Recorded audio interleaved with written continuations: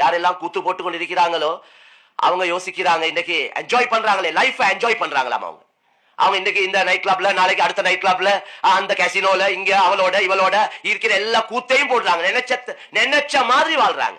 அவங்க என்ன நினைக்கிறாங்கடா, இந்த பக்குவமா கட்டுப்பாடோட இருக்கிறாங்களே, இவனுக்கு எல்லாம் துனியாவை அனுபவிக்க தெரியா, இவனுக்கு துனியா தெரியா, இவனுக்கு உலகம் தெரியா, இவனுக்கு அனுபவிக்க தெரியா.